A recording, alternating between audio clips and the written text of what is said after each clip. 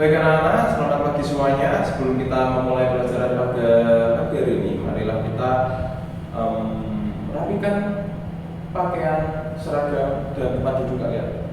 Oke, sudah. Before we start our lesson today, let's pray by saying basmalah together. Bismillahirrahmanirrahim. Okay. Good morning, student. How are you today? Okay, very well, good too. Thank you. Okay. So today we will learn about mystery materials. I want you guys to analyze this text. Saya ingin teman-teman menganalisa satu teks ini. Kira-kira ini teks apa ya? Saya nggak semena-mena saya tidak sembarangan memperlihatkan teman-teman teks itu. Pasti ada alasannya. Nah, saya ingin teman-teman menganalisa satu teks ini. Kira-kira ini teks apa? Ada yang tahu? Deskriptif? Oh, salah. Normatif? Wah, apa lagi? Oke, teman-teman kira-kira belum tahu ya ini jenis teks apa? Oke, marilah kita masuk ke main materialsnya. Coba next. Oke, main materialnya adalah recount text. Nah, lanjut lagi. Nah, recount text secara definisi text that recounts experiences or events that have already happened in the past. Jadi secara mudahnya recount text itu adalah teks yang memberitahu tentang kejadian di masa lampau, entah kejadian cerita karangan atau kejadian pribadi, personal experience, atau cerita pengalaman pribadi yang berdasarkan mimpi. Itu nanti masuk pada jenis-jenis teks recount. Oke, lanjut lagi. Nah, di sini ada 3 tipe seperti yang saya bilang tadi. Di sini ada personal recount, factual recount, sama imaginative recount. Nah, personal recount itu fungsinya apa? Personal recount itu recount teks yang berdasarkan pengalaman pribadi, entah pengalaman baik, buruk, sedih, susah, senang, dan yang lain sebagainya. Contohnya bisa ketika piknik sama keluarga atau sama pacar, gitu. Lalu di sini ada factual recount. Factual recount itu teks recount yang biasanya dibuat untuk laporan kepolisian. Contoh kalau ada suatu kejadian kecelakaan di jalanan, nah itu maksudnya factual recount, dan harus fakta, bukan imaginatif juga. Tidak bisa dikarang-karang, harus sesuai kejadian. Nah, seperti itu. Lalu ada imaginative recount. Nah, imaginative recount ini recount teks yang berdasarkan dari pengalaman pribadi, tapi imajinasi. Contohnya kalian menceritakan mimpi. Kemarin minggu saya mimpi lagi jalan tiba-tiba ketiban meteor. Nah, seperti itu. Itu maksudnya imaginative recount. Seperti itu. Oke, next. Next lagi.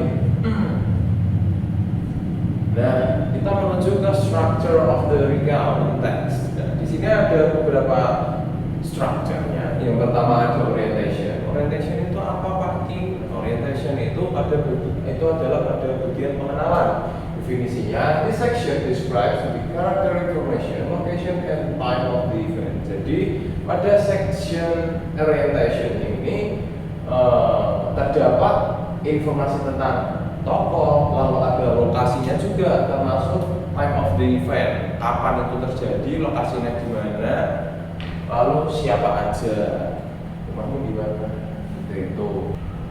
Structure yang kedua ada series of event. Definisinya, referred to as a sequence of event, describe a series of event that are told in order. Jadi series of event ini isinya adalah kejadian seluruh atau isi dari recount text itu. Kalau yang orientation itu isinya pengenalan. Nah, kalau series of event itu urutan kejadiannya seperti itu. Lalu next, lalu yang terakhir dari orientation, summary or conclusion of the story, the ending of the story. Jadi pada bagian orientation ini adalah konklusi. Setelah kalian mendapatkan kejadian tersebut, kalian itu senang atau sedih atau malah bangga atau suka duka, bla bla bla seperti itu, atau it was unforgettable today. Nah, seperti itu. Oke, next. Nah, selanjutnya Selanjutnya ada language features-nya. Nah, saya akan menyoroti hal yang paling penting atau language feature yang paling penting yang ada pada recount text, yaitu ada simple past tense pasti, karena itu menunjukkan kejadian di masa lampau. Untuk rumusnya tersendiri ada subject plus verb 2. Cukup subjek dan verb 2 saja sudah cukup, seperti itu. Bisa kita lihat contoh yang kedua ini. She watched a movie yesterday. Nah, kita coba breakdown nih, kira-kira ini masuk simple past enggak? She itu maksudnya apa? Subjek, oke, good. Setelah itu ada watch it. Watch it itu verb 2 atau verb 1 atau malah verb 3. Watch it itu verb 2. Oke. Lalu ada a movie yesterday. Movie ini sebagai objek, yesterday sebagai keterangan waktu. Keterangan waktu ini itu boleh dicantumkan atau tidak masalah. Karena meskipun tidak ada yesterday, di sini ada kata watch it verb 2 yang menunjukkan bahwa kalimat itu mempunyai latar belakang atau latar waktu di masa lampau. Oke. Lalu kita coba yang ketiga. They went to the beach last holiday. Nah, they ini sebagai subjek, lalu ada when itu sebagai verb 2. Nah, kenapa kok tidak ditambahin ed sir? Atau Pak King, kenapa tidak ditambahin ed itu when? Nah, di sini ada dua tipe verb, yaitu ada irregular verb sama regular verb. Regular verb. Nah, yang regular itu kata yang beraturan. Watch it ini maksudnya kata beraturan, makanya ditambahin ed. Kalau yang when itu maksudnya tidak beraturan. Verb satunya go, verb 2-nya menjadi when. Seperti itu. Oke? Sudah paham teman-teman? Saya kira sudah paham tentang simple past tense. Oke, lanjut. Selanjutnya, using adverb of time and adverb of sequence. Jadi fungsinya adalah untuk menunjukkan waktu dan urutan kejadian. Seperti contoh di sini ada adverb of time. Ada yesterday, last week, last month, an hour ago, and a year ago. Jadi ini juga biasanya diletakkan pada segmen orientasi atau orientation. Last week, I and my friend blah blah blah, atau last month, my mother and my father blah blah blah. Seperti itu. Lalu yang selanjutnya ada adverb of sequence. Di sini ada 5 tipe, yaitu ada first, then, after that, at last, and finally. Nah, bagian adverb of sequence itu biasanya ada pada segmen series of event dan reorientation. Reorientation itu biasanya ada finally or at last. Nah, kalau yang bagian first, then, after that itu biasanya ada pada series of event. Seperti itu. Kira-kira mudah dimengerti ya teman-teman ya. Ini materi kelas 8 dan kalian hanya mengulang lagi di kelas 9. Jadi saya harap penyampaian saya dan materi tadi ini sangat mudah diterima untuk teman-teman. Oke, next.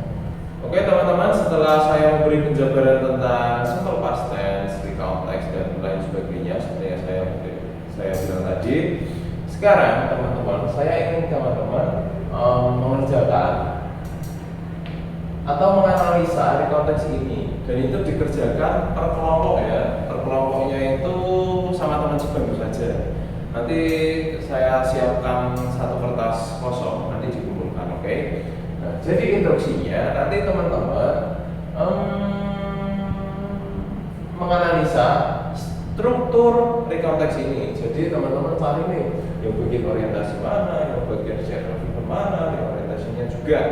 Nah, setelah itu teman-teman mention atau cari dua saja, dua simple past tense yang ada di recount text ini. Seperti itu.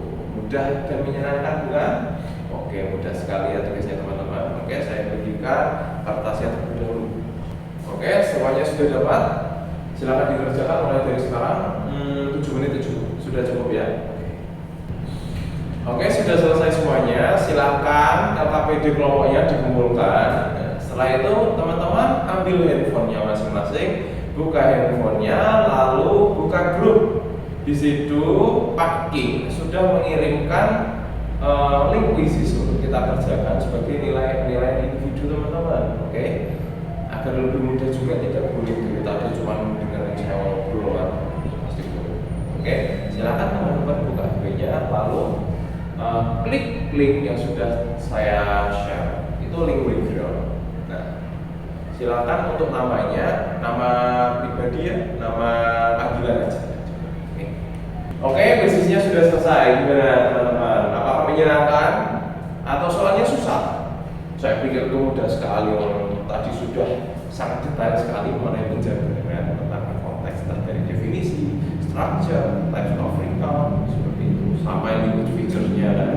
Nah, saya lihat juga tadi rata-rata nilainya juga bagus, 80%. Baik teman-teman, saya harap teman-teman sehat semuanya agar minggu depan bisa ikut